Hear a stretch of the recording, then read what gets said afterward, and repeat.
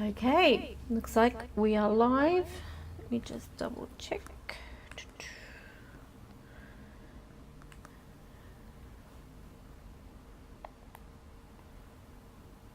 Bear with me. Gotta try and get this thing set up.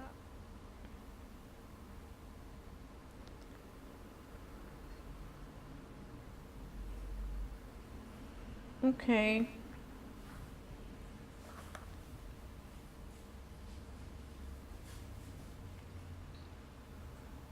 Bear with me. Okay, it's working. Good. Microphone's working. Doing good. Okay, now all I've got to do is get this on this page here. Hi Lisa, I can see you watching. I need one of those Miss Marilyn mirrors so that I can see. I see Lisa. I see Jimmy Jihuahua.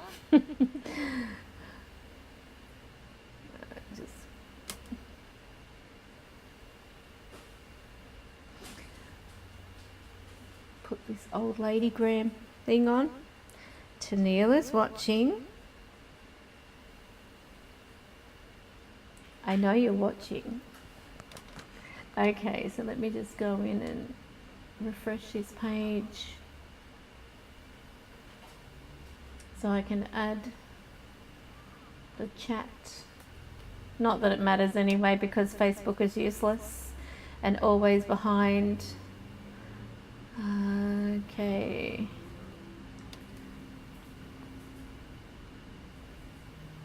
I'll try and get it. Oh, I don't know why it doesn't come up. Oh, that'll do, I guess. Okay, so give me one memento. Just I don't know if that's how.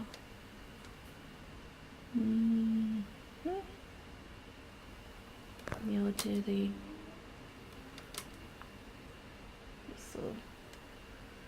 this will give me an idea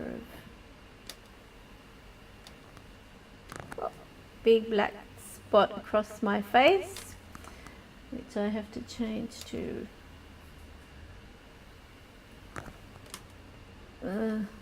this. Okay, so it looks like we are cooking. Perfect. Okay, so that's good. It's working. So good to see. How many on? One person and myself, maybe.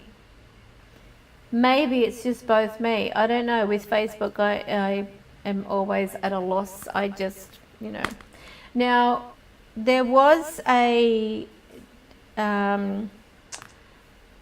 multiple choice that was put up, and there was a suggestion about talking about past lives and everything, but I really did cover that under the topic of reincarnation, because when you think about reincarnation, there is a very strong link to past lives. I know it is a different thing altogether, because what happens is, to be able to have a reincarnation or a contact with a spirit who you have crossed paths with as you were entering this life, you basically took some of that memory of that spirit, of that energy that you went through, basically, or your soul went through, I should say. This is how it's been described to me, so if it sounds warpy, you know, because I sort of like rolled my eyes when I first heard it, but it did make sense. Now I've got the cat whinging over here. So I'm having one of those days already. He's just been an absolute... Anyone want a cat? I mean, seriously, go on, outside. He just gets really annoying. Not that I don't love animals, I really do. So going back to the topic of the reincarnation / past life. The past life that you actually do experience is a memory of that soul that you've crossed paths with. Now that can actually show up in your spirit paths, and this really can get complicated because your spirit path, technically you are, how can I put it, you're technically a new soul that has crossed paths with other souls, meaning that you're taking on a part of that personality or a part of their trait, memory, things like that. You know, if they've got like a passing or that was as a result of, say, drowning, you might have a sudden fear of water. You might not like to go to the beach. You might have been attacked by a shark in a previous life, or you may have drowned. So technically there are traits or parts of memory that you pick up along the way with when you are coming into this world. So this is pretty much, you know, as a summing up of where past lives come from. Some people do collect more of a memory from a previous soul, usually children. But if you think about it like this, as the soul grows itself within that being, it begins to take over. So a lot of that memory will fade out because that original soul is what is basically consuming everything. So effectively that energy is released again back to the universe. It goes back to the original soul. Sometimes you can have like little flashbacks, but these are things that your spirit has actually mimicked or mirrored, if you want to put it that way. But the majority of people will forget their past life. Usually it's just children that talk about their previous parents or where they used to live or have recollection. This is why a lot of people will see more stories on children having a recollection, because that memory is still fresh, because that soul has yet to grow and then take over to the point where it actually releases that energy back to the universe. And I know what people will probably be asking, if it's crossing paths with a soul on the way to that body to begin a life, and it's taking a portion of that other soul, which is its memory or its fear or emotion, then what happens with that soul that is, it's crossed? Does it mean that they forget? Well, no, because when you are made up of energy, everything around you is alive, basically. If you think about energy in itself, fire is energy and it can actually burn through things that are solid. If you were to break down into molecules, you would actually find that we are all made up of tiny, tiny little cells or molecules. This is why we aren't preventing a sword going through us. We have a tendency to, you know, have an open wound, if you want to put it that way. We are made up purely of energy.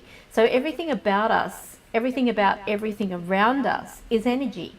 And it's just clusters. So basically, once that soul has outgrown and it has moved through and pushed out those memories or those emotions and so on of the other souls that's collected along the way, and it's not like a big chunk, by the way, it's actually like small, tiny little, you know, trickles, if you want to put it that way. It can have a memory of that because it actually mirrors it. Like everything we absorb around us, we have a recollection. It's like identifying our parents' faces. The first thing we see when we're born is a face. We identify faces in many things. So we sort of can, if you want to look at it like this, we are conditioned to seek out similarities in many things. So as a soul, it will seek out similarities in the souls that it has crossed to join that body. So it is, as I said, it is not something that you can just sort of like explain away in a few seconds. It is quite in depth from what I have been told by spirit themselves. I cannot say for a fact that 100%, because remember, I can only go on what I'm told, but I'm open to what Spirit have to tell me. So this means that whatever they tell me, it doesn't mean I'm a sucker for, because there are spirits out there that will play games, that they will tell you things that are completely untrue, because you're not meant to know everything. And I don't pretend to know everything. I only know what I'm told, basically. So I'll leave it at that. All right, so we've got a few people, it seems, that are on. Hopefully we will get more people on, because, you know, I want to try and get through this as efficient as I can and answer anyone's questions that they might have. However, if there's not going to be a lot of people, obviously it defeats the purpose being on for very long. So hi Christy, thank you for joining. Hope is on, Pauline Hennessy is on, Lanisha, thank you for being on. Don't feel afraid to say hello. I'm not going to bite your head off or anything. Okay, so the other topic was based on suicide, and I find that a really interesting topic. Okay, it looks like there's an interruption of my live stream. All right, hopefully we won't have too many interruptions. Now, with suicide, I know many of you are going to ask, what happens to that soul? Are they lost? Are they wandering the world for all eternity, never to move on or anything like that?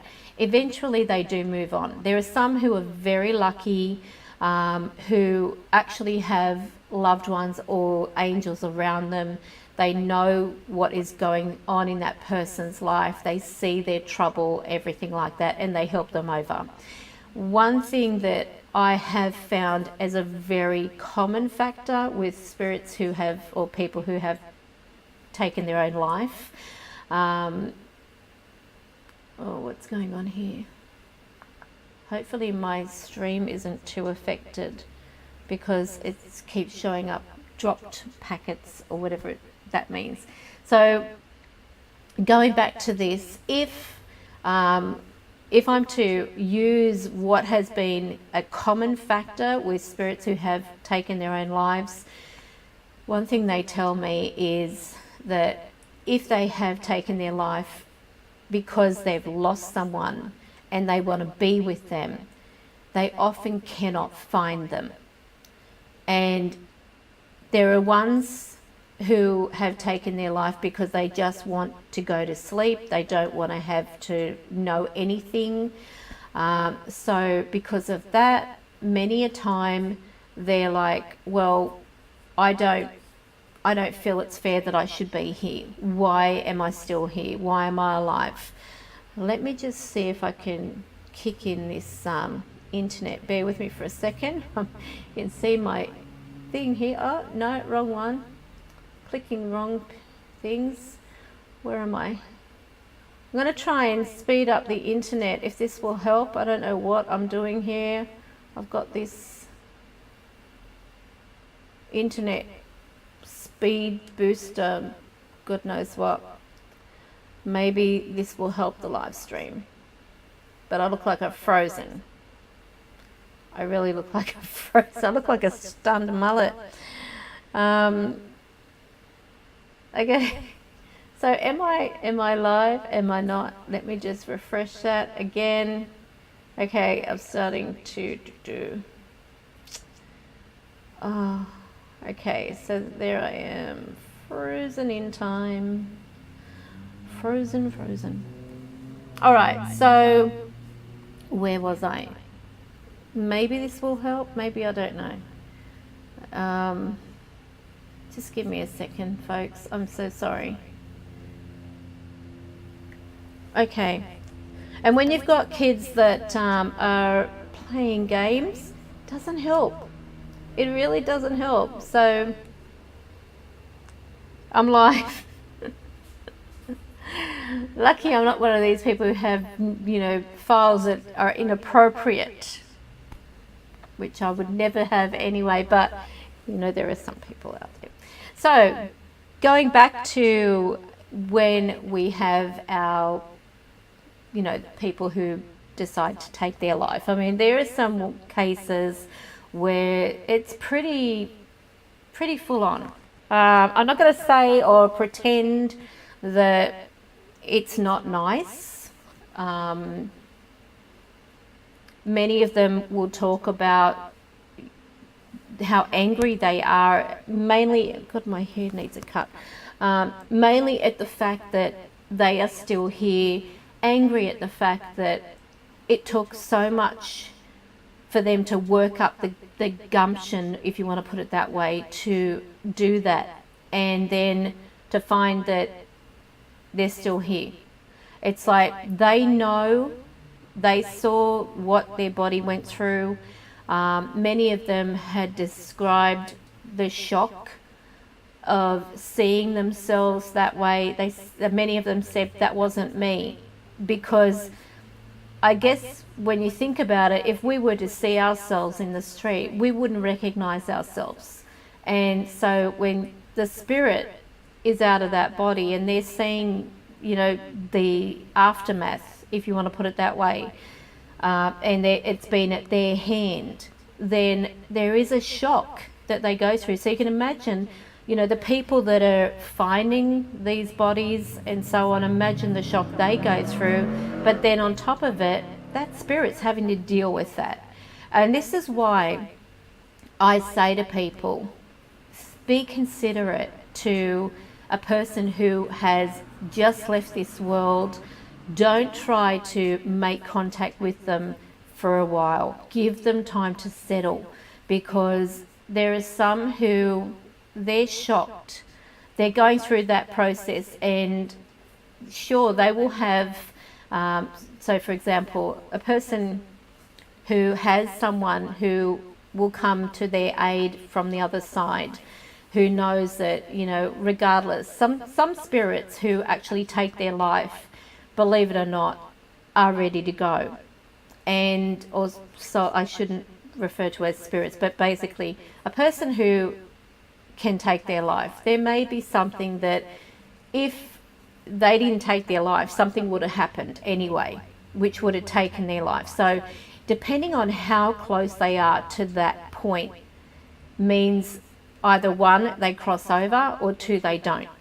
So if they take their life prematurely, and say, for example, nothing was, you know, going to happen, like, you know, days later or a week later, it's very possible that spirit becomes trapped in some form. Another thing also is, keep in mind that when we have communication and everything with a person who has taken their life, who has recently passed, who is still wandering and so on, they may be in a process of beginning to cross over. Because one thing Spirit have said also is that above every single person, living person, is a light.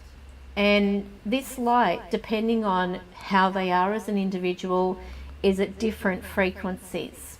And they see that moving. I mean, as we move through our home, there's this beam of light apparently that spirits see above our head, which is what draws the spirits often to us, because they're thinking, you know, the first thing many people are told, you know, go towards the light when you are, you know, dying, so to speak. So everyone, you know, they think, oh, well, I've got to go towards the light. They see a light moving, oh, well, that must be the light. Or if they see a light stationary, that must be the light. But then they go there and find it's a person. It's not the light they're supposed to cross into. So then what I asked my father and my mother and that, and this is the best ones to turn to, in my opinion, of family, because they're not going to lie to me. They're going to tell me as it is. They actually said to me, if you can imagine the aurora borealis, that's what that light that we walk into and get, it's like as soon as you approach that light, it takes you in. with people, like for example, the light that is apparently above us, and this is not the aura, this is apparently some type of, I don't know what, but they describe the light as being very bright, very tall. It basically goes really, really high, pretty much to the heavens, if you want to put it that way, but not heaven, so to speak. It's just an expression. So with that particular light that's above us, if they were to put, you know, like if they were to cross into that, they wouldn't get sort of stuck into it or taken anywhere. It's a different type of frequency. So this particular aurora borealis type of light that the spirit does enter into, the description of it is love, and it's got a life around it. It's a living light. It has its own frequency that is just, it makes them feel alive. It makes them feel loved. It makes them feel safe. It makes them feel as though they've got thousands and thousands of people hugging them and calling them, and you know, there's peace in that light. But the light that is above us, they don't feel that.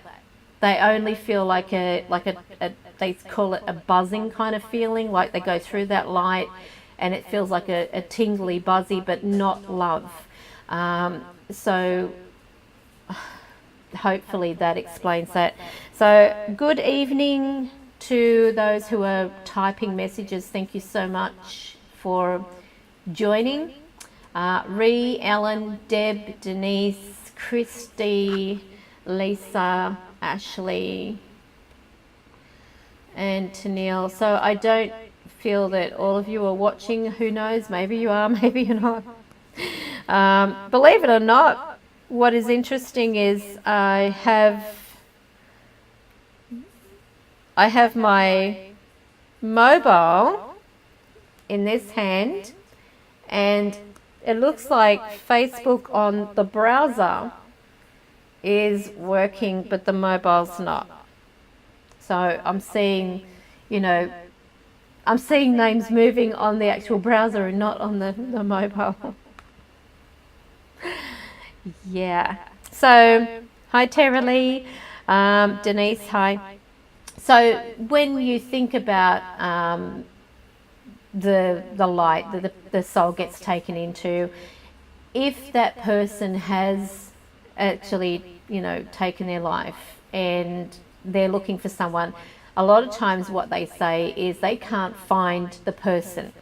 So this is why I try to deter people who, you know, reach out to me to have a reading, to say, will my family be okay if I take my life? And I try to talk them out of it, because of the fact that I have had that many that have taken their life come to me saying, can you help me, because I can't get where I want to go and I don't know what to do. And the thing is though, I don't have those eyes to see that aurora borealis.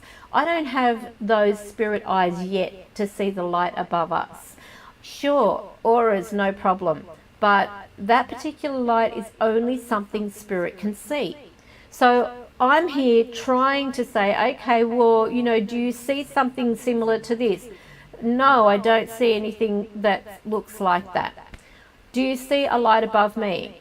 Yes, you have a light above you. You've got the light coming from the top of your head, you know. All right, well, you don't look for that kind of light. And then I'm saying, you've got to look for something similar to an aurora borealis. And I've got ones that say, what's an aurora borealis? If they're not educated, you know, it makes it harder, because then they get frustrated. They're already dealing with frustration. They're already dealing with anger issues. Many of them that, you know, have left, it's because they're basically very depressed. They're very angry. And that energy is still around them, because it's like they're seeing their body, they're seeing how they look. The ones that have come to me saying, I really should be dead. Why am I here? Tell me why I'm here. You have to help me, because you can see me. And like, just because I can see them doesn't mean I can help them. And no one in reality can say for 100% fact, yes, I can help you cross over. It's up to that soul. a lot of times they are too scared, they're hesitant, they don't know what they're going into. They're, you know, there's a lot of things to deal with, and then they might hear someone calling out to them, thinking, oh well, that must be, you know, they're calling me to go where I have to go, only to find that it's some idiot with a spirit box or, you know, Ouija board or God knows what else, calling them just to say hi. So already this spirit is wandering around aimlessly, trying to find or figure out what to do. And it's harder for the ones that are atheist. And I'm going to say this right now. If you are atheist, no offense, but you're going to have a bit of an issue unless you've got your loved ones there to take you over. Because the ones that have come to me saying, how do I get to go over?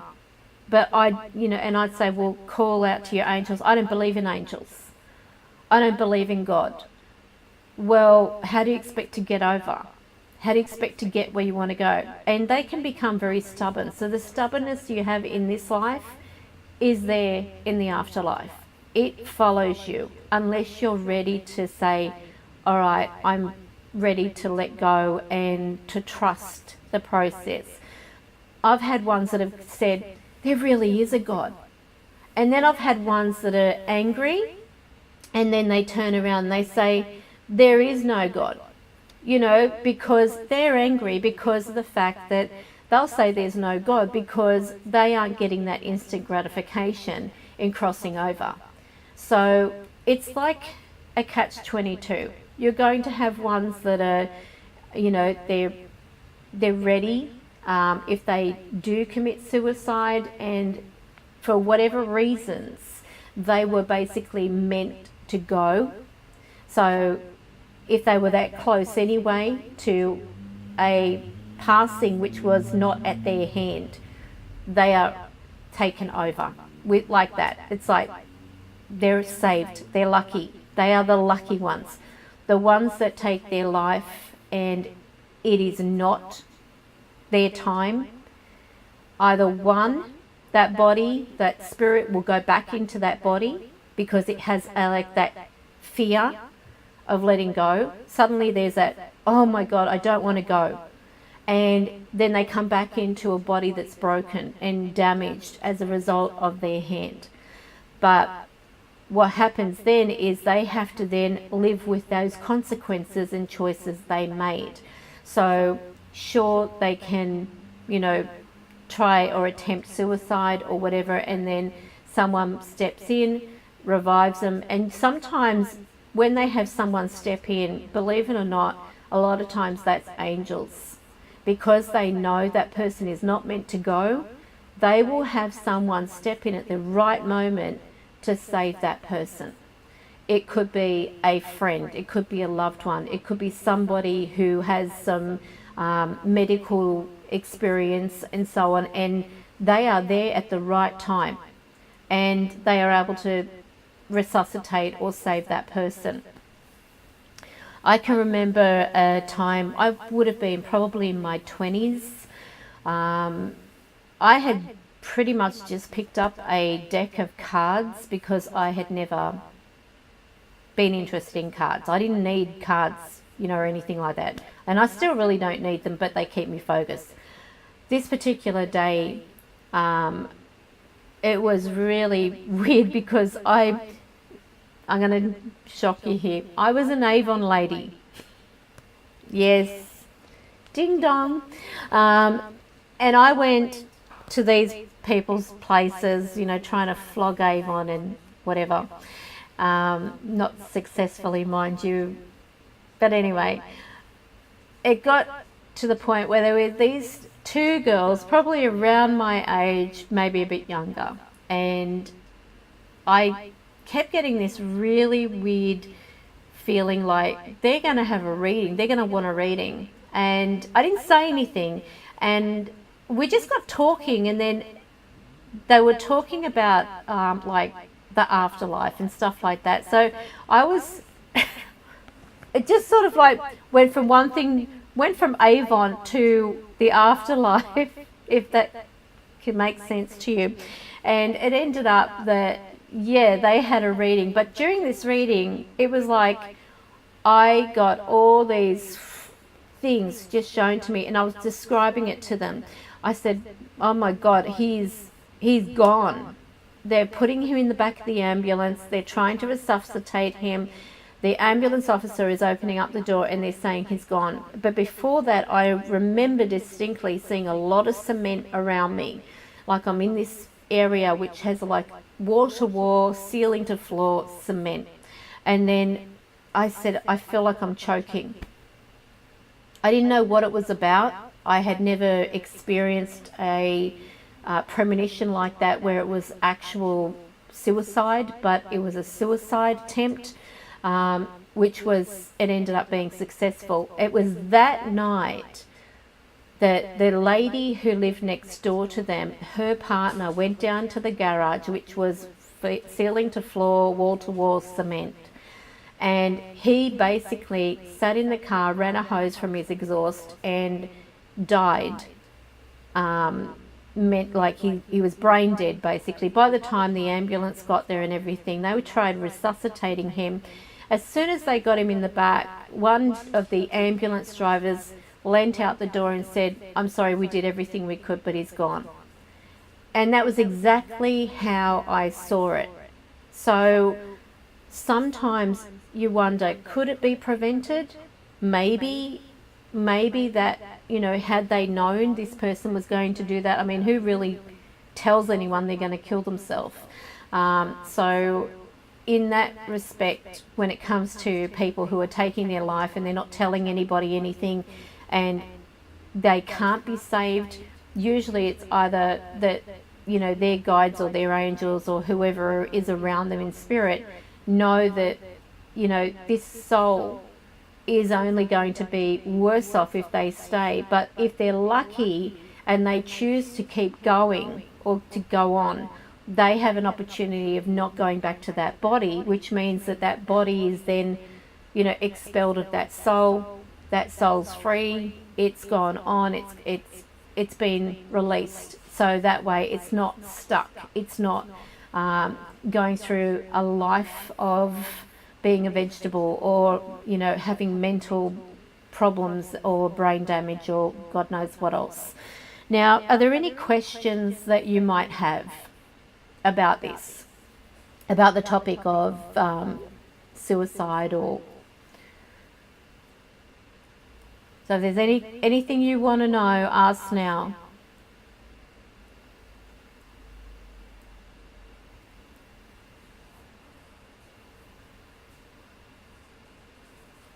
Anything I haven't covered?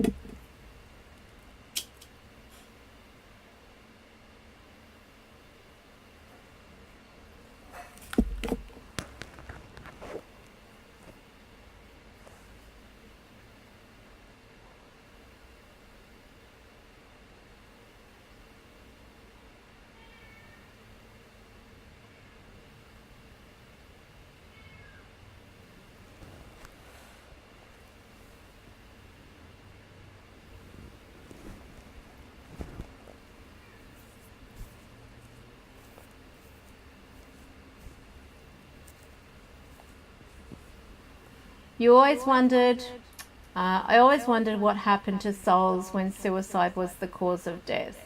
Okay, so I've just answered that. I would like to know, if someone is born with a disability, lives and then dies when they pass over, are they who they feel they should have been? What do you mean by that? Are you meaning, are you saying, are they complete? Are they without a disability? I mean, the thing is, it's a physical form that is a disability. The spirit is never disabled. So this is something, you know, I hope that explains it in a nutshell. It is the body that is disabled. It has a malfunction, if you want to put it that way. That's what I prefer to call it, a malfunction. But the actual spirit does not have that. It's not a handicapped spirit. You never get a handicapped spirit. Even when I have spirits that come and see me, they're not limping. They're not, they're not demonstrating any struggling or anything like that. I've had ones where they've walked in, even with glasses on, and they've pulled off the glasses and thrown them. And that's their way of saying, I don't need these anymore. I had one man who actually turned up as spirit in a reading. And what was beautiful about it is he actually had the hearing aids. And he was buried with the hearing aid. And he said, I don't know why they gave me these. And he just tossed them. He said, I don't need these. So that was something that was very important to the person on the other end of that phone, because this is not something that you usually find people wearing hearing aids, especially ones that aren't really old people. I mean, this person, he didn't appear old to me, and he wasn't old when he passed, but he did have a hearing aid. He said, I don't know why they put them in the casket with my body, because I don't need it. I don't need the hearing aid. Is it true that we write our own lives before we're born here on earth and then live that life for whatever lessons we are meant to learn? No. We come into this world being designed our path usually by our parents. It's usually our parents that we are born to that have already written our destiny, meaning the way that they have taught us is a big influence in our passage. As the soul is encouraged through spirit guides and everything like that, that creates the path. Our path, I believe that we do choose the parents we want to come to, because they may be showing or demonstrating that there is a lesson that we must learn or we have not learnt as a completion. Whether it be when we have crossed paths with other souls, hence reincarnation per se, but not a complete reincarnation, there is a part of that passage that must be learnt. See, if you think about each one of us, we're all united. We are all linked in some way. We're linked to the universe, we're linked to God, we are linked to angels, we're linked to each other. We are all made up of the same material. Bottom line, physically we are made up of the same material. Spiritually we are also. The difference is that we complement each other in this life. We don't complete each other, we complement. So even when a soul comes into this world and they begin to have, hang on, are there past lives? Okay, Terry Lee, if you've been listening, I've been talking for about how long? Going over this. So you might have to play this all back, because I'm not going to keep repeating myself. But when we come into this world, if we are, say, in our second life, as an example, that means that when we've come into this world and we have entered our physical body, along the way we have crossed paths. Say there's one soul that's here and we cross with that soul, a part of that soul's energy, because we're all made up of energy, is like collected. So which means a part of your energy is with that soul and a part of its energy is with you. So it's sort of like you, if you think about nucleus or cells or stuff like that, and they begin to, I don't know, have you seen that game? I think it's on a mobile, where you've got like a nucleus and it begins to sort of like take in all these other things. It's very, very similar from what it's been described to me with spirit. That is similar how when they are crossing paths with other souls, they begin to have a part of that connect with it. Not the whole soul, just a part of it, memory. So technically, hang on, I'll get to that in a minute, Deb. Technically, in relation to past lives, we don't completely have a past life. We have a memory that we have collected along the way from another soul that we have crossed paths with. And so technically, if we are, say, in our second life, meaning that we have had a part of a spirit that we have crossed paths with, one spirit, that means there's two lives there. There's your life and there's that of the other soul. Are you following me? Let me see a thumbs up if you're following me. So I'm at that part where we are. Let me just try and draw this out for you. Might be easier. Actually, what I might do is bring up, bear with me for a second.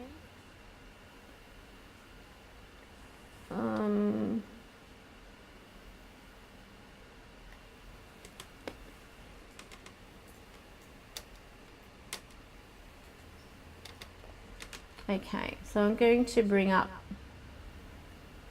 paint. This might help if I can get this on the screen. Let me just bring this over. Add.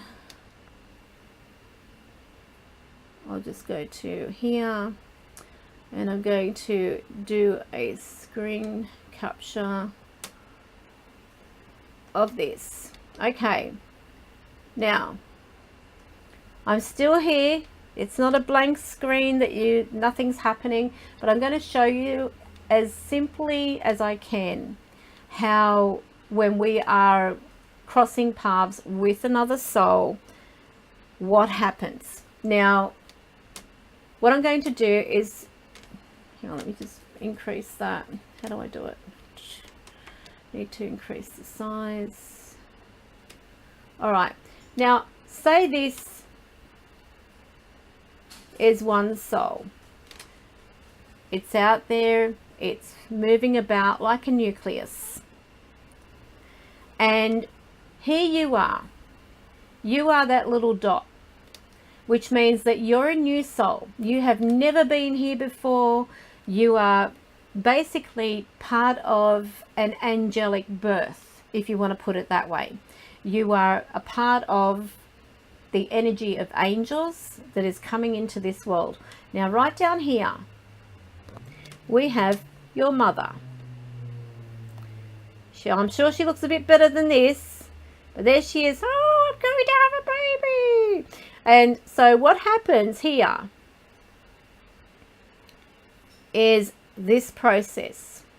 If you are, say, in your second life, I'm going to give you a very good simple way of trying to describe it. This one here, okay, this soul here, this big circle right here, they have had, you know, one life before.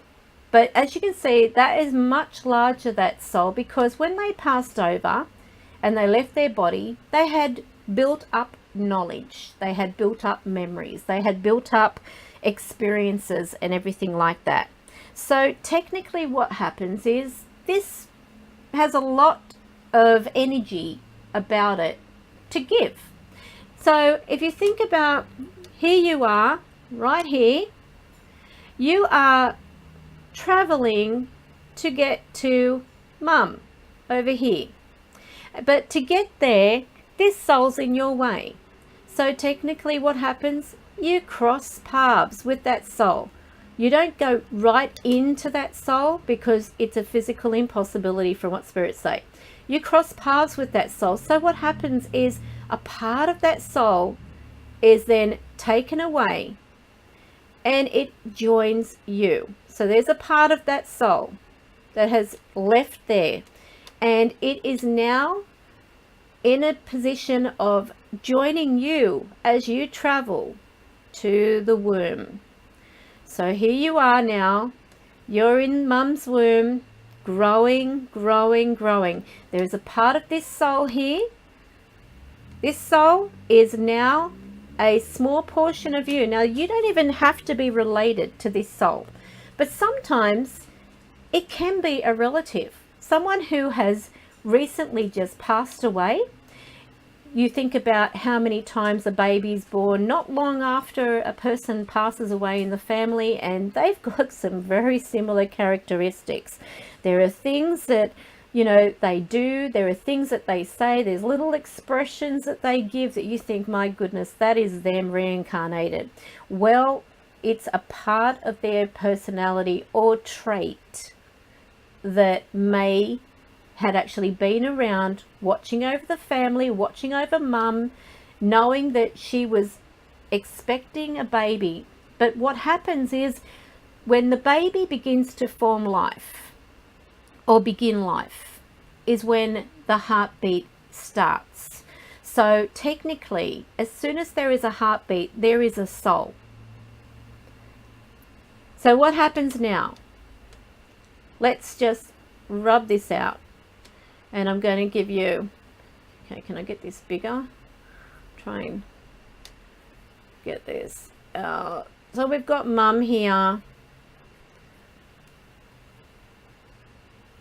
And she has you growing within her.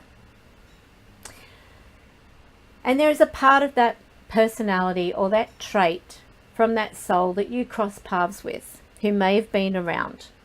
So what happens is, once you are born, here you are. No, you're not turning out yet because I'm using a rubber. Okay, so here you are.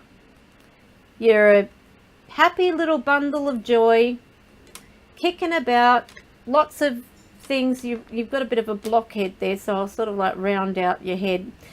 Maybe I need to change the shape. Okay, is this going to help? Oh, there's a little bit of a shape there, but you've still got a blockhead. But anyway, that means technically, not that you've got a blockhead has anything to do with it, but you are now two souls in one, but not completely. So this means that you might actually, as a little kid, begin to recall things that other people say, there's no way that that child could know about Coca-Cola bottles back then, or there's no way that child could be talking about, you know, that that hula hoop with a stick playing games. You know, these are little tiny traits, irrelevant but important traits that say or suggest that that soul has had an experience it could not have picked up in books or TV because of its age and comprehension. So do you follow me? Are you all following me? Let me see hit the like button, hit with the thumbs up or whatever.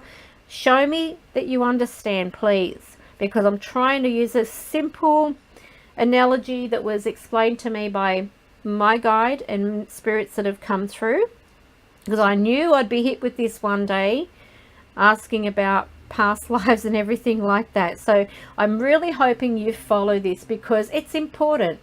This is why many people say, okay, have I completely lived a past life? And the thing is, no, you don't completely live a past life. You live a memory of a past life, if that makes sense, because of the fact that you have crossed paths with that soul along the way. So then what happens is, now you are, say, two souls, your soul and a portion of that memory. Now say you're a female, and then all of a sudden you're later on in life expecting. What happens? There is a soul here, okay, and it is traveling to enter your uterus to form life. Now it doesn't mean that because that soul is entering your womb or whatever, that it is automatically going to be with three souls. You're going to have to watch it again, Chantel. I'm not going to go back over it.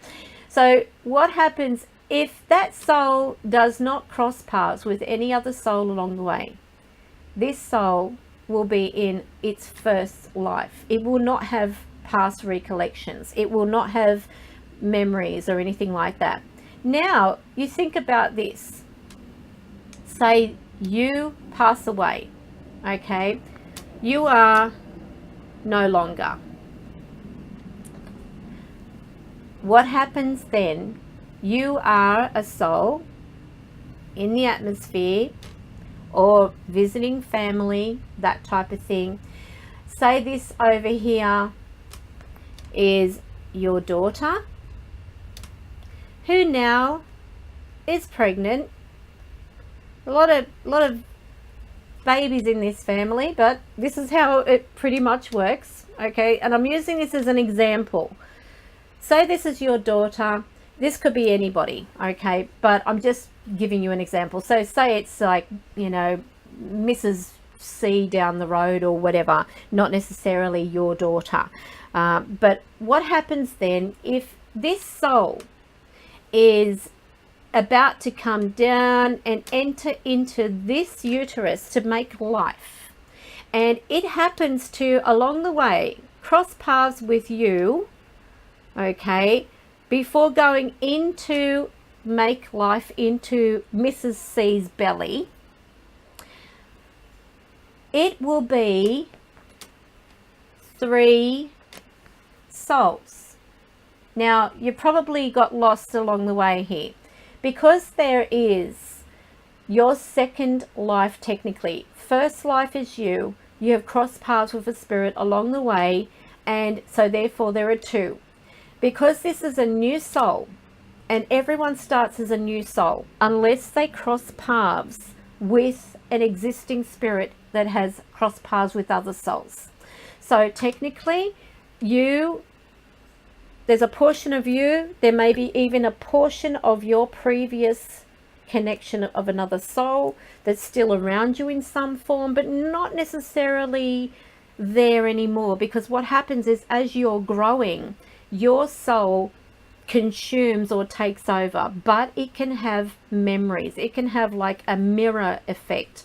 It can recall certain things. As you know, when you're learning, when you're beginning to learn, say, your ABCs and everything like that, that is mirroring what has already been previously taught to that other soul. If that other soul that you cross paths with did not have an education, say they were a hillbilly, and you've got hillbilly traits, and you seem to, like, you know, live in a house but it looks like a caravan park.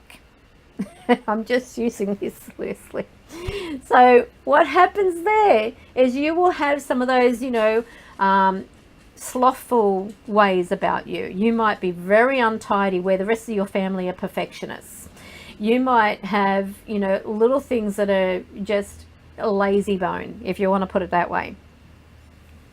Or you just might be a teenager. But anyway, when we go back here, this soul that has crossed paths with you, there is one soul here. There is a combination of you and another soul that you cross paths with when you were in the process of entering your mother's womb over here.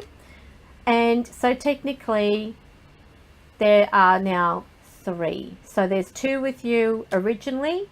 This soul has crossed paths with you. There is a portion of you and possibly a portion of that other soul you crossed paths with when you were entering this world, now in this Mrs. C's belly.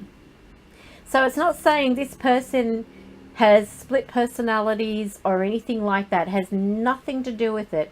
These are just traits, memories, possible expressions, or personality, as in they've got a certain type of attitude that differs. Many people might refer to them as the black sheep of the family, where everyone else is one way, this person is, you know, pretty different. But it may be that depending on how they are as an individual, when they came into this world, did they cross paths with other spirits?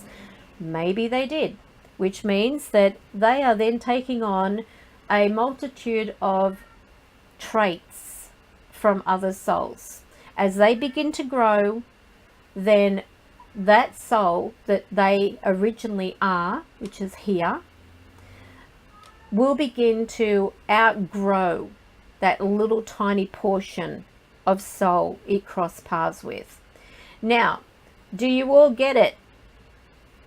Have I made it simple?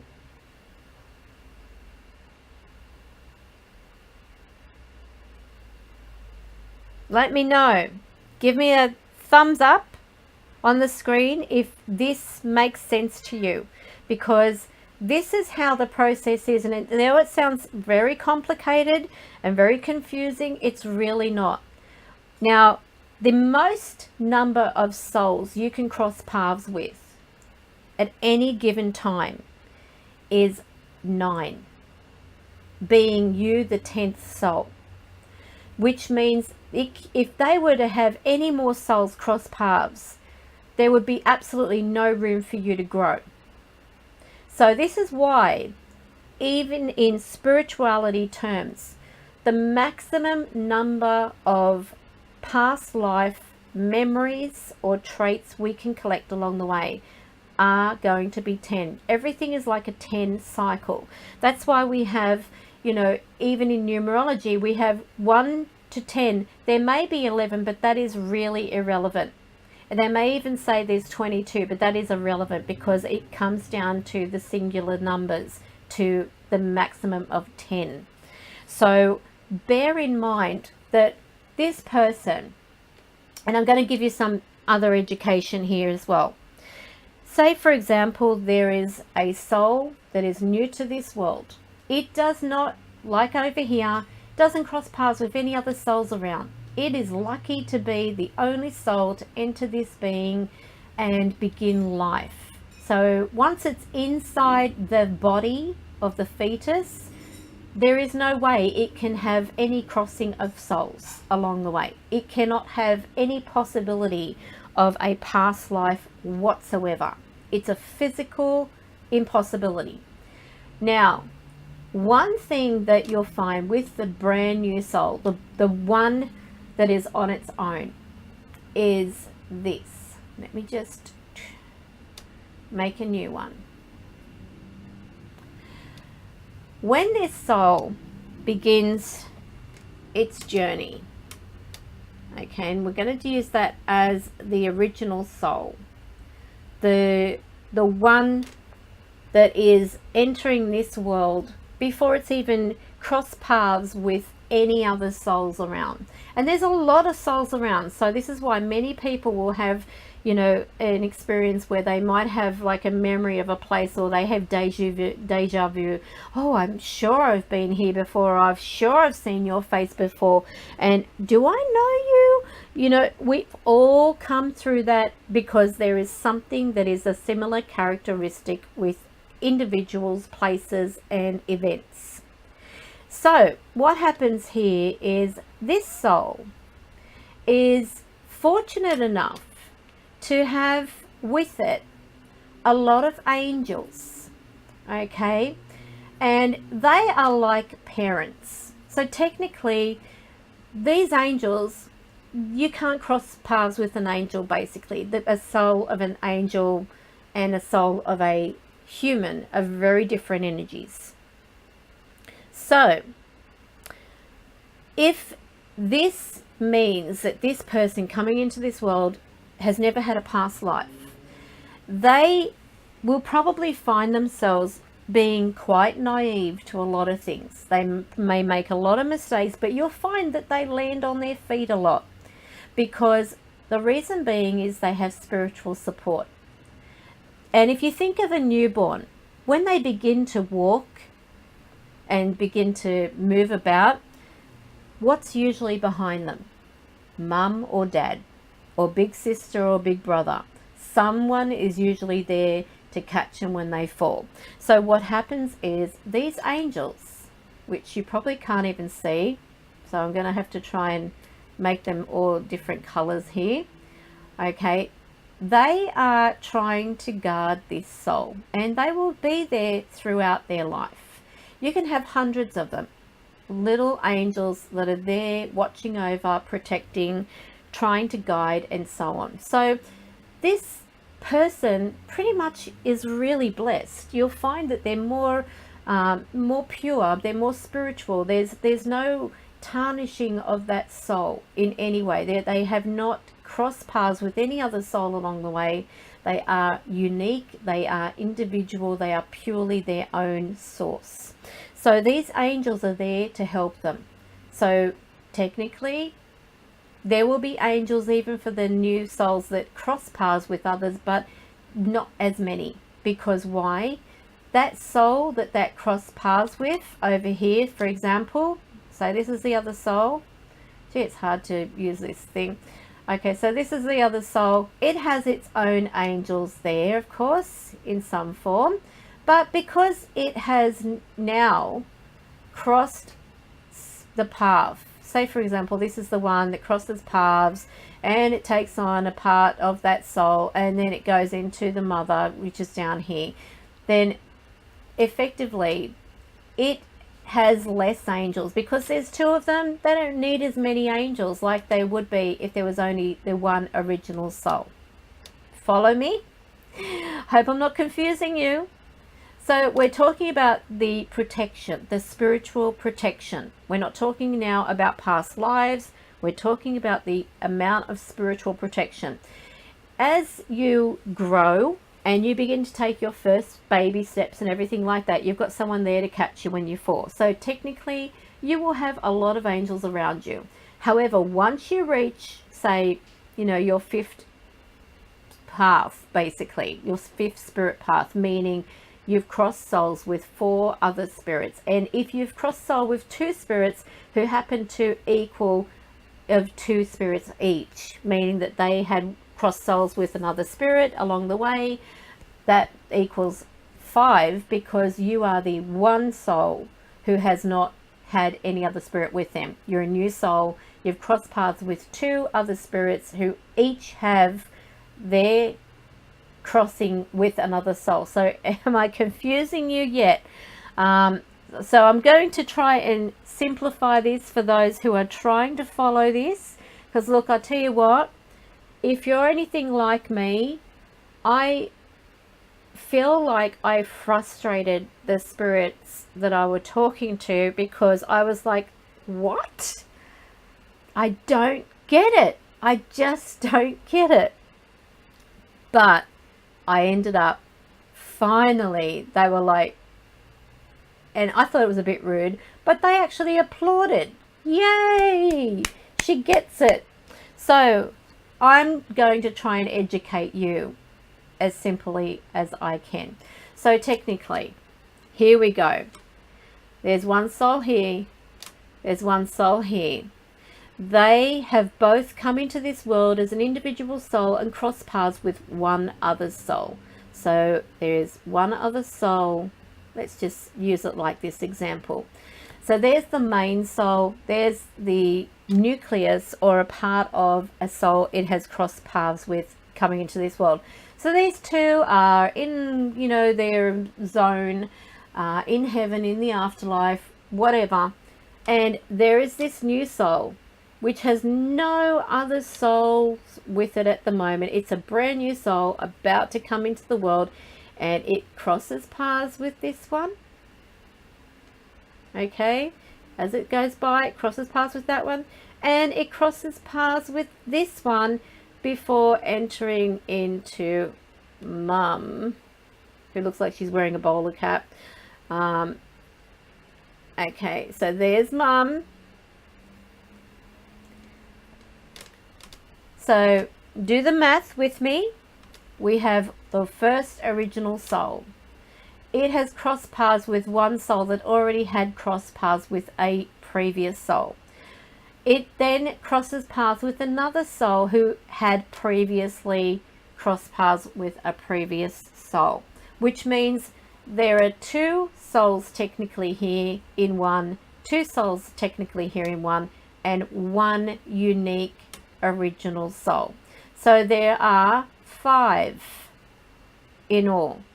1, 2, 3, 4, 5. Once they enter that uterus and they begin to grow, this path this person will be on will be their 5th path in life.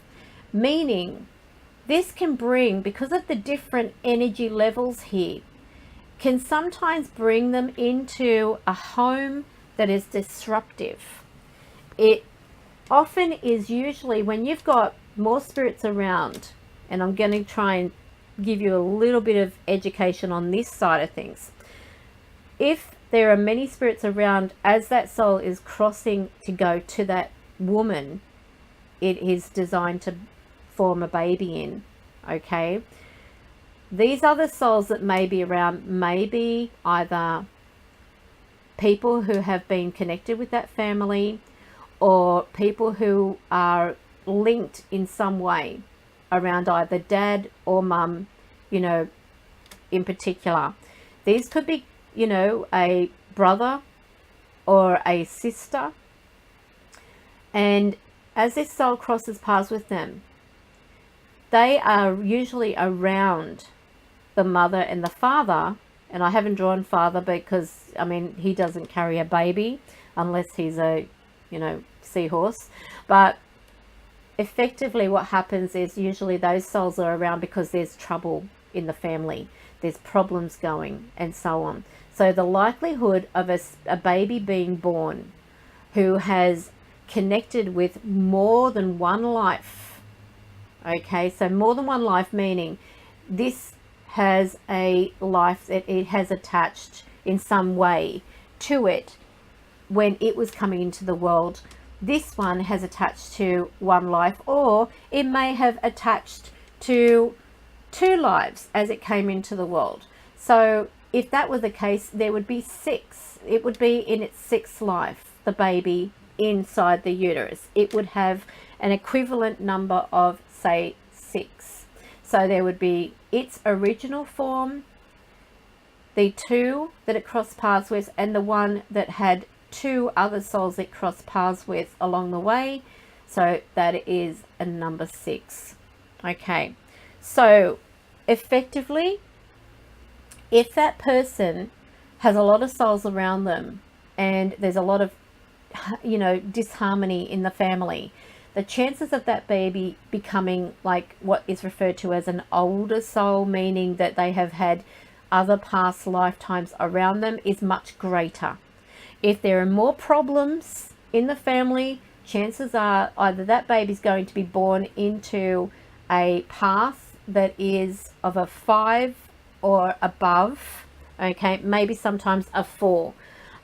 If there is just the two parents who are having odds with each other or feeling, you know, like there's a difficult relationship, they may have one soul around them that has crossed paths with another, which means that technically they will only be in their third path. So those that have a single parent, as an example, or they come into the world with a single parent who is raising them, will usually only have either one soul around that female protecting or guarding them. They may not necessarily have crossed paths previously with another soul, but if they had, then technically whatever number of souls this one had crossed paths with, that it happens to be watching over the mother or, you know, being around at the time, that child will have its traits. Sometimes because of the energy that comes through that, there may only be one soul who has never been crossing paths with any other soul before around the mother, trying to sort of guide her, give her strength and everything like that. So which means that child comes into the world in a 2 path. And usually those who have a 2 path or a 3 path have families who are breaking down. Either there is a divorce or separated mother, a person who is, you know, hard on themselves, usually from a family where there's been other spirits there around that person who may have had some problems or some separation issues and so on. So trust issues become very apparent in the newer souls, but the brand new soul often trusts too easily. So the newer souls, like people who are in their first life or second life, as an example, and the first life meaning they have not crossed paths with any other spirits, are usually more gullible, if you want to put it that way. They are easily, falling in love. They, jump into scenarios too quickly. They rush things. They are, like everything is all a dream. It's a fantasy. They live in a fantasy sometimes, like they don't see anything bad with anybody. And a person could, pretty much walk all over them and they will still put them on a pedestal. And it's sort of like, okay, keep giving me, the problems, because I can, I can forgive. And they do have a lot of forgiveness. The newer souls do have more forgiveness than the older souls. So if you think about wisdom and the fact that, okay, an older soul, one that has, crossed paths with others along the way, it is going to have more wisdom, more awareness. Like, okay, I'm not really sure about this. They're the ones that are the deeper thinkers. Once they sort of like get to a path of, say, a path 9, they may usually come from bigger families. And the fact also is that they tend to sort of put things off a bit more. So if you're in a 9 path, you'll put things off probably a bit more. You'll procrastinate a little more than your person who is like in a 4 path or a 3 path or what have you, because of the fact that something isn't right. It doesn't feel right. So effectively you do take your time, and that's why they call people procrastinators. Usually they are the older souls because they've got more wisdom, and they usually are very independent as they grow older. So if you think about a person, as I said, they are a new soul, they enter the world, they have not crossed paths with any other souls, they are technically fresh souls, which means that they will always have a lot of angels around them all the time, ready to catch them when they fall. Now, it's not saying they will never have a problem, or that they can go and take a risk of jumping off a cliff and they'll be saved. That does not mean that. What it means is that they have more ability of having spirits watching over them. And so technically, those spirits being angels, they will have that protection, but they won't always prevent them from anything happening. Because if you think about it, how are you meant to learn? Sometimes they will let you fall because you might be getting too cocky. You might be, jumping into things and being stubborn and not listening to advice of older people or people with more maturity. And then you get yourself in a mess. And this is because the angels will sometimes say, okay, you've got to learn the hard way, because we love you. We want you to experience this so you don't make that same mistake again. Because if they see you continually going down the same passage, and usually the new souls are the ones that are always, the first main thing that's important to them are relationships. They get so preoccupied with the thought of being with somebody that nothing else matters. They will even go to the point of taking sickies off work because they want to be with the one they love. And they fall in love really, really quickly because they're still a little wet behind the ears. So technically, if you are, say, in a first path or a second path, you do tend to, even though you are very dedicated by the second path, those in that stage really do get very, very sensitive, especially when it comes to relationships.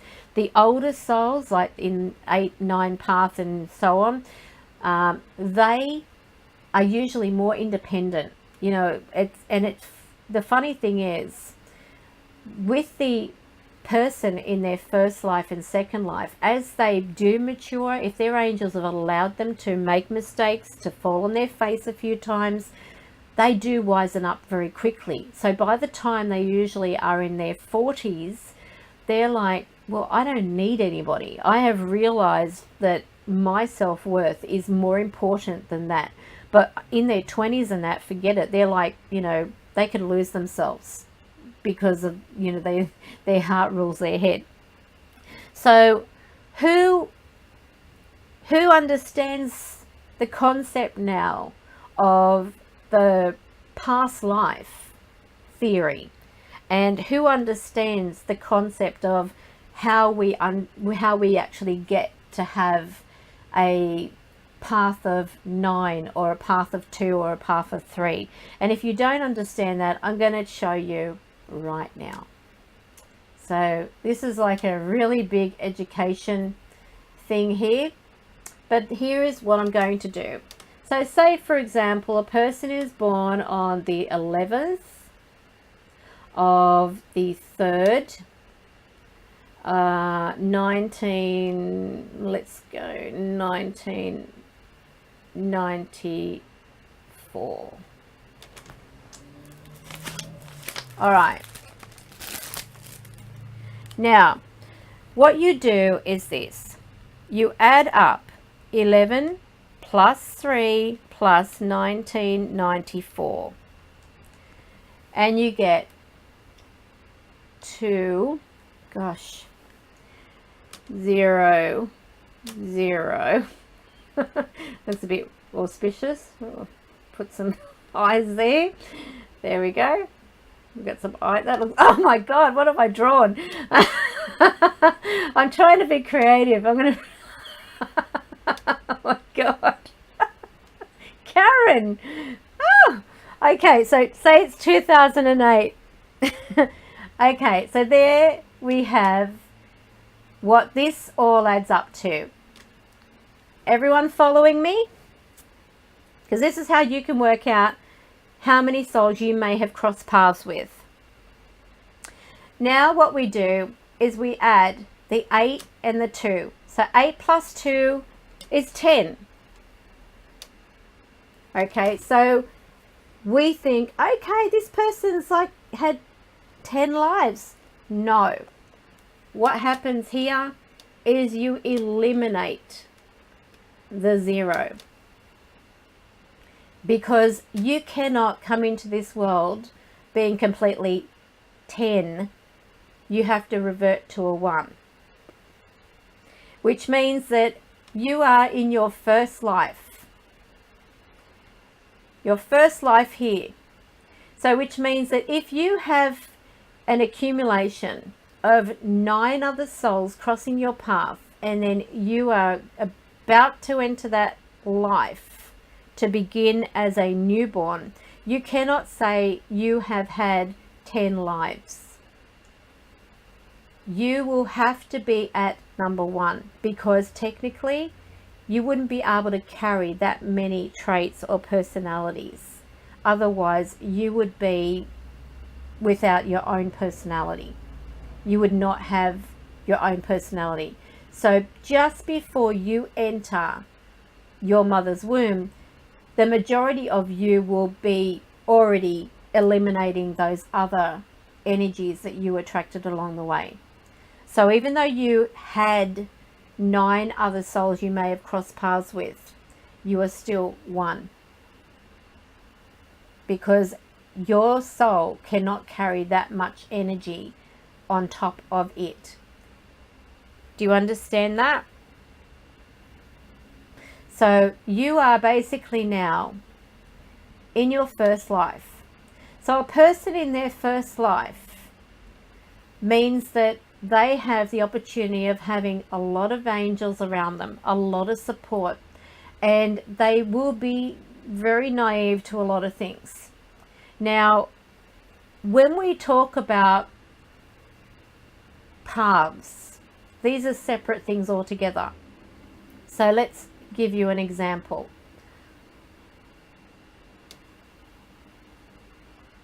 Okay, so we have a person who is in their first life. Now what we want to work out is what path they're on this year. So say for example, we're looking at now the 11 plus 3 plus 2018. Okay, so what we do is 11 plus 3 plus 2018, and yes, I'm using a calculator because I need it to be correct. We have 2032. So 2032. So what it's simply a case of is adding up. 2 and 2 is 4, plus 3 is 7. Which means this person is on their 7th path.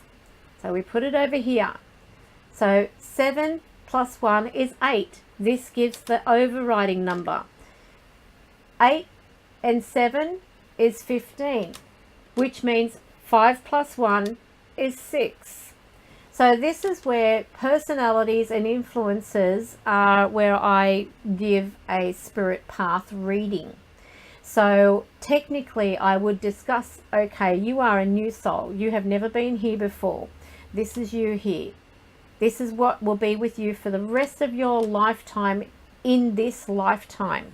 You will always be a new soul. But it doesn't mean you're always going to be naive. You may be a little naive in many things, you know, like matters of the heart and so on like that. However, you still have a lot of support around you. If that person wasn't say a person in their first life, but their 7th life, and they were on a path 8 right now, that means that technically, although they do have an ability to ask their angels, and we all do, regardless of what path we're on, if we have, you know, if we have a 7th path as our cycle through this lifetime, we're going to be more stubborn, we're going to be more defensive, we're going to be having to, you know, put up our guard. We tend to, it's like we have to give an answer or feel justified in what we do. So technically those who are in their 7th path, they will still have the ability of asking their angels for support, but their angels will always stand back because of the fact that they're not going to be intervening as much, because this is a more independent soul. This is a soul that's, you know, it should know better because of the fact it has many other lifetimes with it. So many other traits and intelligence that it has absorbed along the way to the womb originally. It basically is like support to each other. So yes, you can still call your angels, you can still call your guides. You always have guides there anyway, but they won't interject as much as they would if you were a new soul. If you were a soul in their first life, back here, then you will have them around all the time. They will be basically in your face. They will be moving you out of, you know, out of danger a lot, but they will still allow you to fall on your face every now and then just to help you learn, because they love you. Those in their 7th life, 8th life, 9th life, they are more or less on their own, because they know that, okay, these people, they should have the intelligence now to know what's right from wrong. They should have their wits about them. They've had these experiences. We've allowed them to have the experiences. Now, Deb's question is, do we ever become a spirit guide? Yes, we do. But we have to go through our training. Everything in our life is here as a training. So when you think about, let me just go back. When you think about how your life is, what your experiences are, things that you've had to learn, skills, for example, then this means, here, let me just, okay. When we have these skills and we learn things along the way, by the time we reach that 9 path, what happens is we then have an opportunity. If we have successfully done everything and learnt everything in the experiences we were meant to have in this world, and we overcame them because we trusted in our guides, in our angels, and we did everything correct, and we were an example to others, then yes, we can become a guide. It's sort of like passing the tests. We go through every scenario possible, from a loss, from relationship issues to financial issues to hardship to, I mean, you go through everything. Our guides are not just, you know, from angels to guides. Some can be, but many, like Soella, she said she had an initiation in life. She had to be initiated to become who she is, because it was a very hard time for her. She recalls all this because at the end of the 9 path, if you have successfully done everything in your life, that you learned everything you were meant to, then that means that you can then go on to be a guide. If you haven't, guess what? You have to come back. And that is where real reincarnation begins, but you won't have any memory. You won't have any recollection of any previous life whatsoever. You are then born a brand new soul, completely free, completely, it's like a clean slate. So you've got to go through it all again. Lucky you. If you're lucky and you do cross paths with other souls along the way, you can go from being, then, you know, like from part 1 straight up to part 8 or 9, depending on the number of souls you cross with. So I guess everyone, you know, if you do cross over and you have an opportunity of coming back, you probably won't even think about this because you are not yet conscious. But what happens in you begin to sort of like come, you know, to your mother's womb and everything like that. You want to make sure you cross as many souls as you can, so that way you have an opportunity of evolving, if you want to put it that way. Think of a Pokemon. You're a Pokemon. But what the message here is, keep in mind too, some of those souls you may cross paths with may not have successfully completed what they were supposed to learn in this life, which if you do take a part of that life or that memory with you, or that trait from that soul, and you've adopted that into your life, you then become having to deal with those issues. You may find things become harder because it's like, well, all of a sudden, what was easy suddenly becomes harder because it occurs at a certain point of the life. And from what I've experienced through Spirit, they have actually stated to me that when a person goes through a really troubled time in their life, they could be, you know, everything could be going perfect, and then all of a sudden, out of the blue, like lightning on a summer's day, my favourite expression, they then find themselves jobless, unable to work because of like an injury to their health. Something happens, it's like bang, out of the blue. And usually that is if they have had a previous soul they've crossed paths with. That soul may have passed around that age, meaning that everything ended technically, which means that is the point of your life where you release that back into the universe. Are you following me? So, as I said, it's not an easy thing you can just sort of like explain in a couple of minutes. It's very in-depth. It is like, my God, I didn't realize so much was involved in, you know, like past lives and stuff like that. But we, you know, I had this idea that we did have past lives. There were people who were walking around who were reincarnated Hitlers and, you know,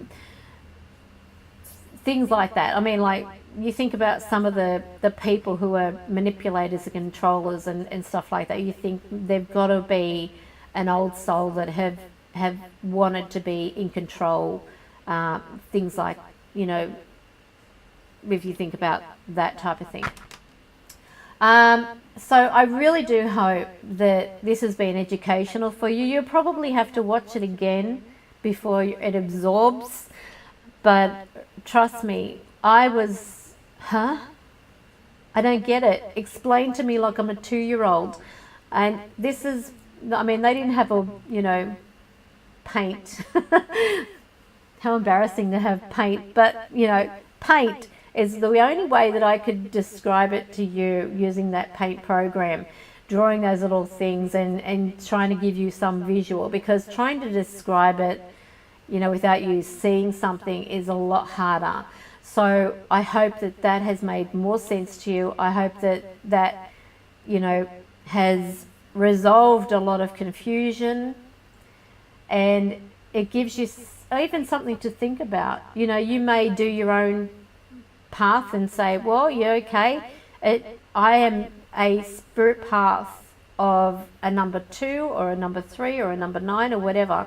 If I've done your reading and I've done your spirit path, then I would have told you what was coming up through your numbers. And it's important, especially your date of birth, because your date of birth is technically, and this, it doesn't mean like if you were born in America, do we do it on Australian time? The date of birth, whatever it is, the day you were born is your date of birth. And that is the only time you can see if you had crossed paths with other souls, because the number of the day you were born is very important. It means that that cycle of day, month and year unite together to, it's sort of like a secret window for you, so that you can see if you have crossed paths with other souls.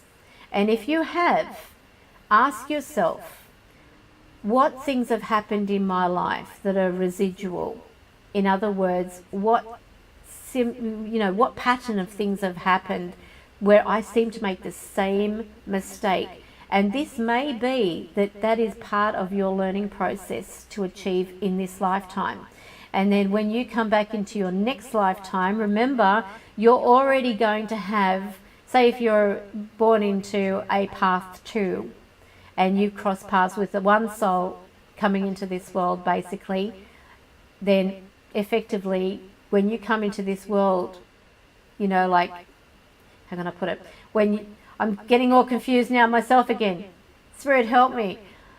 It's like you leave your body, okay, you are now in the spirit zone. You're out there partying, you know, like jiggling around as the spirit does.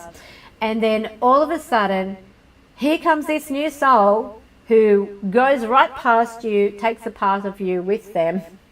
You're like, okay, well, I didn't need that. You know, it'd be okay if you were overweight soul kind of thing. And then they took a part of that and you had an instant liposuction. But it's not like that, liposuction. I'm just joking. So anyway, what happens there is that soul, being a new soul, never been in this world before, now has you and the soul that you crossed as a part of it, meaning it will be in its third life.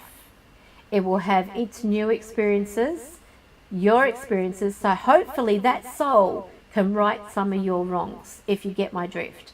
So hopefully this makes sense to you. And some people who are like a path 3, path 4, path 2, path 5, path 6, whatever, they often will have those other souls come and visit them because that energy is with that soul, because they want to make sure you're doing the right thing, because they now know that they depend on you to move on.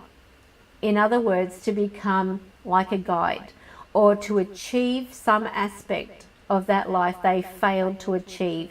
It's like they depend on you to make good of their life, because you have a portion of that. But as you grow, if you forget anything or you haven't, taken any memories, so you don't have any recall of, well, in my past life or whatever, I can remember flying a plane or being a captain of a ship or something like that. If you don't have any recollection of anything like that, then chances are you've either got a trait or you've got a certain personality, or you may even, come into this world with maybe a skin condition. Some people have patchy skin because they have crossed paths with different nationalities, like as in a person who is dark and a person who is white. They can cross paths, and then they come out and they've got like white patches on their skin and dark patches and, you know, things like that. Whatever is or has been a prominent factor in that person's life, whether they've been judged by colour, whether they've been judged by creed, by looks, whatever the point is, can actually be crossed with that new soul. So that's another thing too. Just thought I would throw that in. Okay, so your next journey, if you have completed every task and done everything right, Belinda, you will be a guide. Okay, bottom line, if you have done everything right in this life, if you have made peace with people, if you don't hold grudges, if you are loyal, if you are kind, if you are, you know, doing everything godlike, if that makes sense to you, you have a big chance of going into that process of being someone's guide. You can be anyone's guide you choose, or you can just simply be a guide for whoever needs one. So there you go.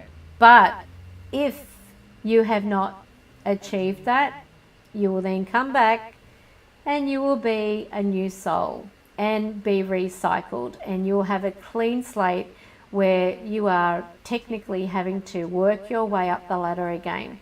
And this is like evolution basically in souls goes. So there you go. Easy. How simple is that? So it's not easy. I mean, it's not easy to be a good person. People say, oh, it's easy to be a good person.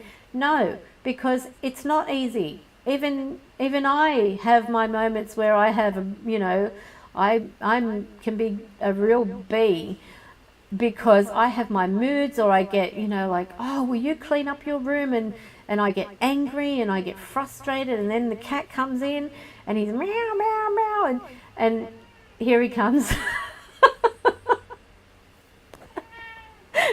Talk of the devil.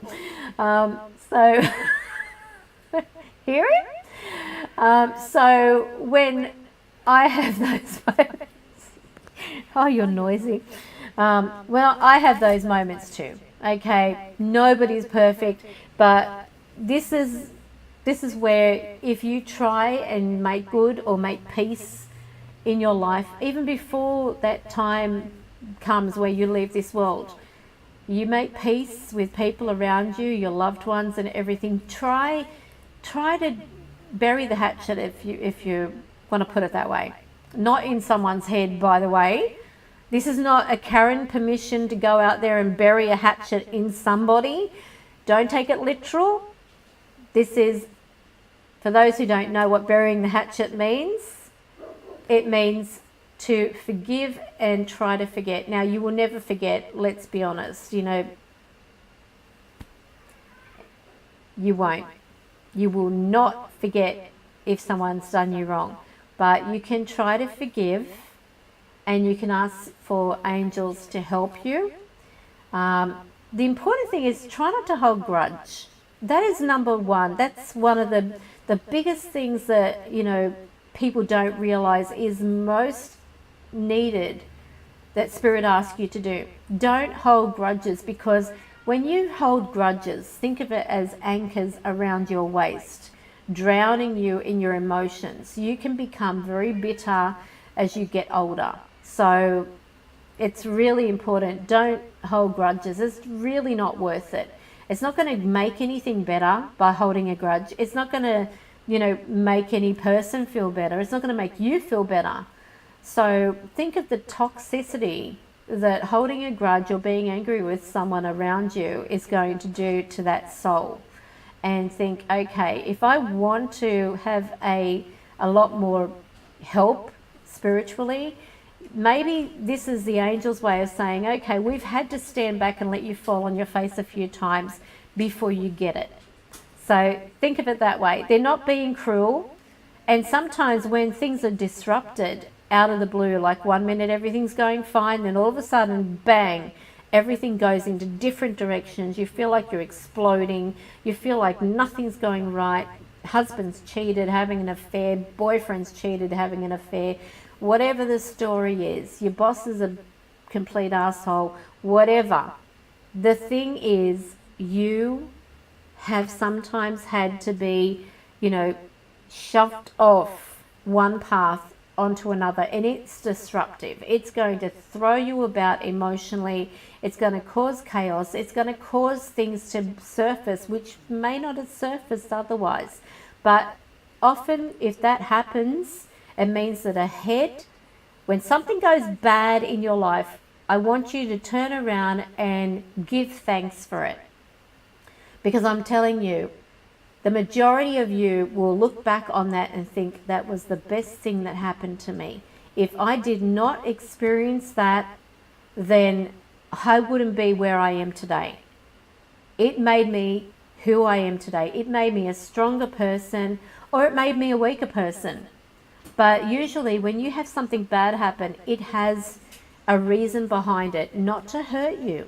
Believe it or not, it's not that anyone up there wants to hurt you. They want you to wake up. They want you to see things differently.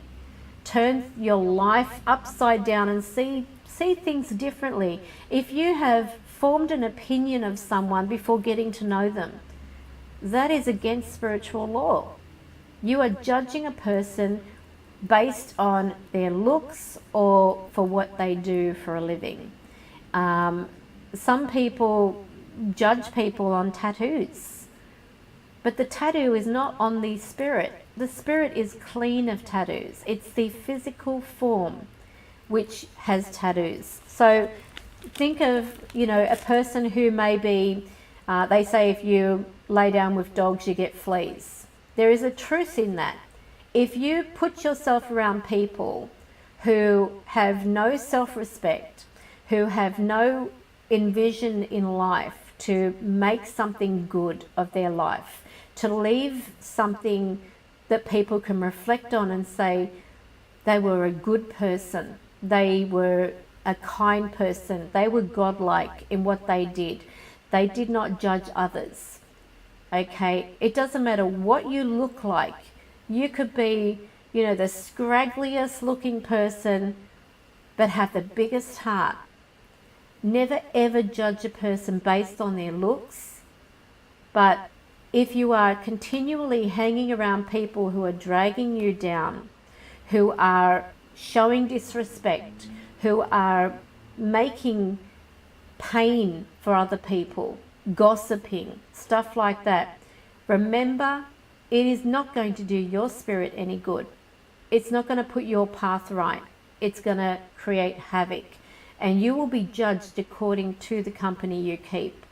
Now, I know that sounds like hypocritical in some way, but there is truth in that. So the important thing is, I'm not saying wipe these people, but maybe you're there for a reason around these people. Maybe you're there to make a difference in them. So sometimes we do meet people in our life. We can meet a person who is completely opposite to us and we get along, like the odd couple kind of thing. We might meet a person who, every time you go to their house, they don't care about the housework. They don't care about how their house looks. It stinks. Washing is piled in the sink. A big, big mess. Okay, you don't have to have a perfect home to have a perfect heart. But you might be there in that person's life to give them a little education on certain things, to help them out but not judge them. Because the house, to be honest with you, doesn't define the person. It defines the spirit of that person. And if that home is cluttered and that person's life feels like it's got no direction, it's probably because they're reflecting their real self in their environment. So there's a little food for thought. So I hope this has been educational for you all. I hope it's helped you. I hope it's made you understand about the concept of reincarnation. We've talked about the topic of people who take their lives, things like that. So I hope you got something out of this anyway. But I'm going to go, and I apologise for the weekend for anyone who was on the weekend. Unfortunately, not only myself, but even admin, because we're all linked with Optus or Singtel Optus, the internets were dropping out. So I couldn't receive anything from them. There was like little tiny windows where I was able to send across a file to them and they were able to get it. But then I thought, this is not going to hold a live stream, because in the middle of sending a file, for example, it would crash. It got to the point where I even had to put off my Skype readings, my Messenger readings. I couldn't do any of those because I just couldn't trust it. And I actually tried to go live, and as soon as it said connect, it was off. And I thought, well, I can't do it. So I did try, and then I noticed it obviously didn't even register on the page because it dropped out before I even got the connection. So it was fun. But yes, have a listen to this over again. Try to, absorb it if you have a real interest in it. But this is how it's been described to me by Spirit. I, for one, as I said, used to think that we were either, we passed away, we were reborn into some other family completely and stuff like that, but it's not the case. So in a way, I'm glad it's not the case, because I don't think I would like to completely be reincarnated to someone else or as somebody else, because you don't know what type of life that person might have. And you'd be thinking, well, there goes my connection with my loved ones that I've loved here. It's like completely wiping them out of your memory. I mean, could you imagine how awful that would be? Some of us want to forget our loved ones here. The old saying is not, you don't choose your family, but you can choose your friends. So yeah, maybe, but for many of us, there's just too much that, when it comes to that time in your life and you do cross over, you want to know your loved ones are there to meet you on the other side. And if it was the case of them being completely reincarnated, you imagine looking forward to seeing your mother and your father or your brothers and sisters on the other side and aunts and uncles, only to get there and find no one's there, because they're all reincarnated. So fortunately, that's not what happens. We don't get fully reincarnated. So I hope that's given you all some relief as well.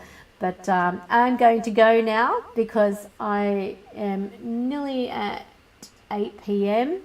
on the dot right now, 8 p.m. and I've got to go cook some dinner and then get started on another reading at 9. So don't forget also, if you haven't already seen, the website has a $55 off all 1 hour sessions. So if you are, this is only for the website, not for the Facebook page. If you're looking at a 1 hour session now, and just a little food for thought to those that are having the EVP scans, they are now being offered that once you have the actual reading, that reading, the recording of the reading is sent to you straight away by the link, the download link. And then once the EVP scans are done, those individual files, whatever is found on that EVP, is then sent to you.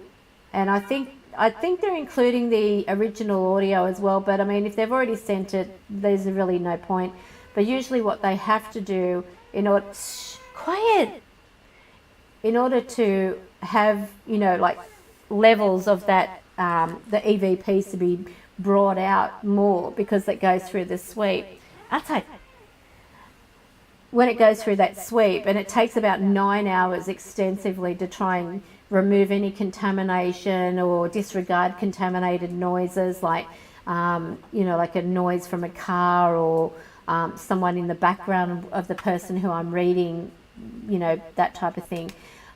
Whatever it is, if there is an EVP and it finally condenses it down, you'll get each of those individual files of the EVPs, the disembodied spirit voice that came through in that session, if there are any. I never promise there are, but if there are any, they will be then put into their own individual files and then forwarded, usually either with the original.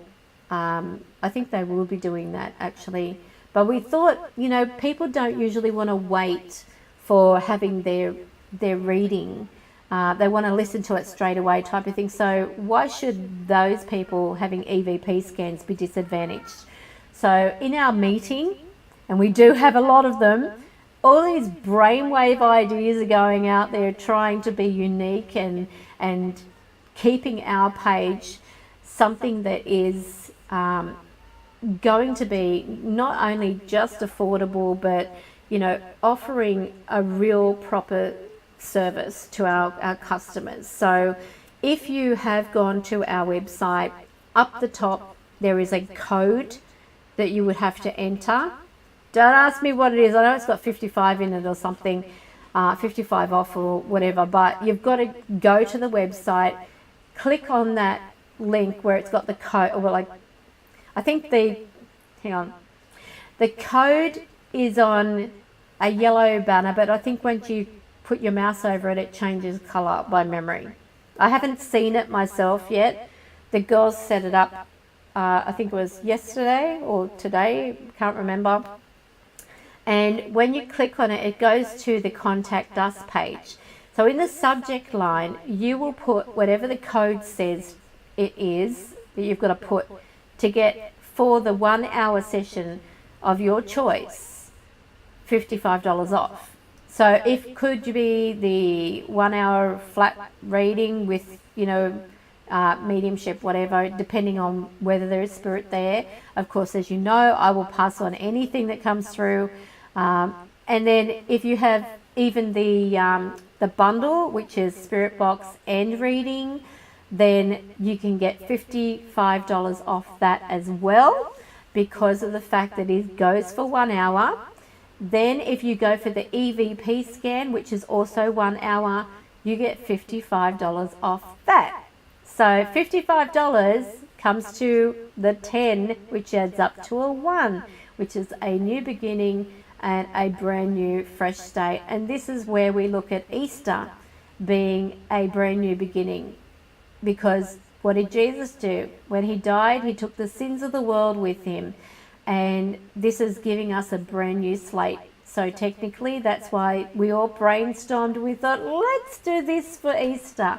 The girls were excited. I was excited. They thought at first I was crazy, but they usually do anyway.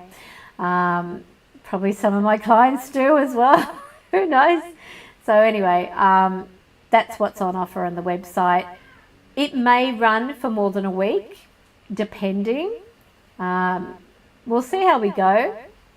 And so if you're interested in that, just pop onto the website, thehighpriestessstudio.com, click on that link, or go to, where it's got the Contact Us page, enter the actual code that is suggested, and state which of the 1 hour sessions you're wanting, and you'll get $55 off for that. They'll do the booking.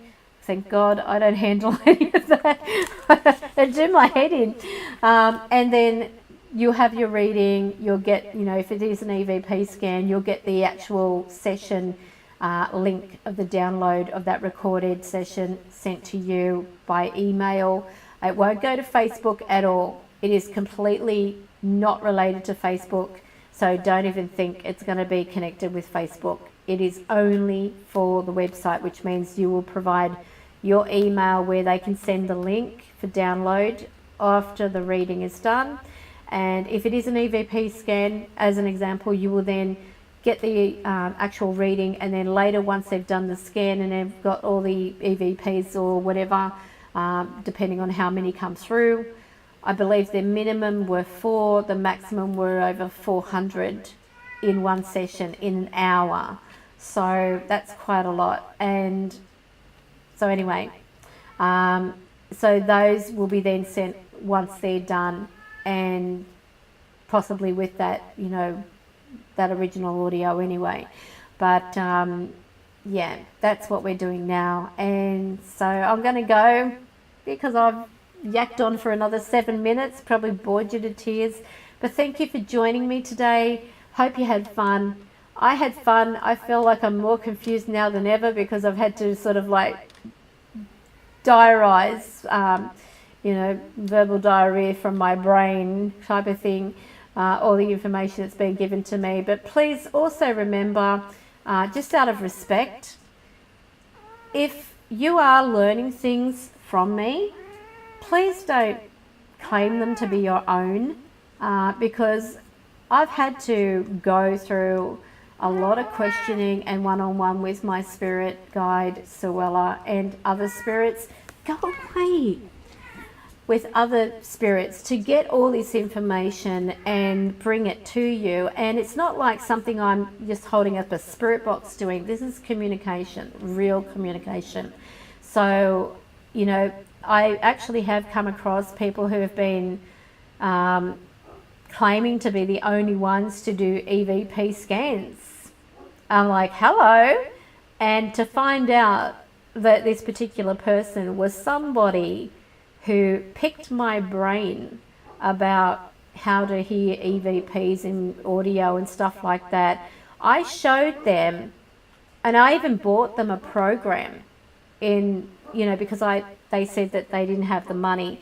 All of a sudden, they're calling themselves the physical, what was it? The, not physical medium, the audio medium. The audio medium. Stephen King, his name is. And then I found out that he was actually going and messaging, private messaging people, even from our Facebook page, because these people would, you know, contact me by private message saying, do you know Stephen King, blah, blah, blah. And I said, yeah, and they showed me screenshots where he was telling them that their loved one, like their father or their mother or whatever, was trying to contact them through him, because he was overdoing it with EVP sourcing. He was basically turning what was white noise into, it sounded like R2D2. Couldn't make any sense of it whatsoever. It was over filtered. You can filter it a little and stuff like that, but you know, sometimes when spirit don't want you to hear something, they will then interfere with that and you won't have anything turn up. But yeah, he was actually doing that, claiming to be the only one to offer that. He was then subtitling the video, because at that point because I was doing like video and subtitling, I mean, that's a lot of time consumed, so I try not to do that anymore if I can help it, because it wears you out. I'm trying to sort of like fit home life and readings and everything else, and then I've got to go through and annotate an actual EVP session, and that can take it nearly up to 2 to 3 hours. And then the person's, oh, when am I going to get this, blah, blah, blah. But anyway, cut a long story short, yes, he claimed it to be his own. These people messaged me because of the fact that he was running me down, saying that I stole his ID. And it's not an idea, it's just something that I thought, well, we've got voices coming through. When I'm doing the sessions, I set up a mic separate so that the spirits can talk through that. And if they do, then great. you know, I can then provide that person some some audio evidence of that spirit communicating. I don't know what their loved ones sound like. I don't know what, you know, will come through. Sometimes they talk directly to me, sometimes they don't. You don't force them. But anyway, as I said, he was contacting these people. He was saying their loved ones were contacting him. Turns out they said, is there any way you can see whether or not he really is contacting them? I said, well, not really, unless I have a look at your page and see whether there is anything on your page, and I don't do that. So then it got to the point where they said they then decided to get, what was it? Oh, that's right. A lady said to me, well, would you have a look at my page and just see if there is anything that he could have, you know, ascertained the information. As soon as I opened up her link that she sent me, straight away is up there about her mother passing. And who was it, he said, that was trying to make contact with this woman? Her mother. And it was there for black and white for them to see. That's why I say to people, like, there are people out there who will go and look at your information and your crap like that. That's why I don't want to know who I'm reading. You know, I might seem like a snob because I say to my staff, if you dare send me anyone's name, you know, and tell me who's having this reading, you're fired. There is no in between. There's no second chance or anything like. I can't take that risk because I don't want to be labelled, if you want to put it that way, as one of these. Oh, well, she only knows that information because she's been able to, you know, access my information. There have been cases where my staff have gone to send a person a reply, like, you know, thank you for making a payment or whatever, only to find that they've disabled their account and they can't send them anything. And then it's, I don't know whether they're scared they're going to be looking at their page or something, or who knows what, which I can understand. But my staff can't reply to them because they've disabled it temporarily.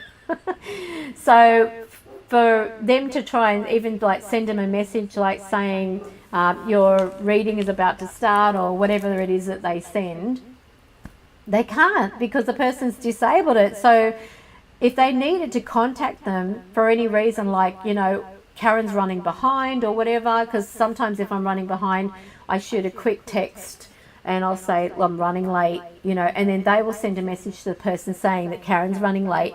And then, you know, if that happens and that person's waiting for a call or Skype or whatever it is, then they're going to think that I've stood them up, you know, because of the fact they can't, you know. But anyway, this is why I may come across as a snob when it comes to not wanting to know your business or who you are, because I don't want to know your business or who you are when I'm doing a reading, because that is irrelevant.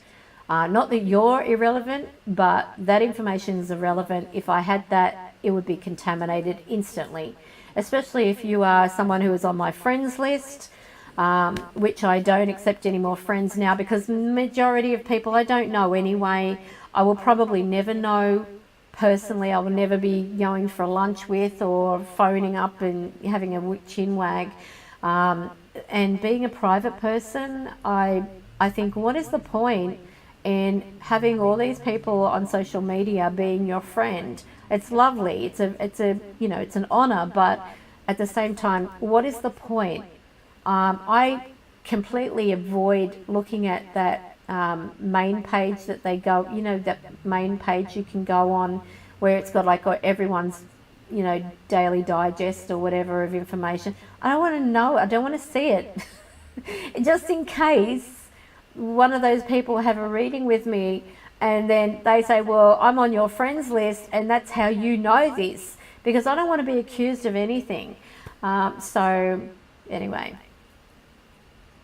I think I've said all there is to say, and I've dribbled on more, another 8 minutes. So I'm going to go now, but thank you once again for being a part of my group, or our group. And I will see you next week it will be on Saturday. So Saturday night, I'll be doing the live stream. Please, you know, if you've got any ideas or suggestions of topics and stuff like that, feel free to post that. I'm sure that admin or myself will will pop up a multiple choice thing where you can enter your own suggestion, and whatever one gets the most votes, we will discuss that. But this should be interesting, and this is why you're in control, because it's your page and we're only here because of you.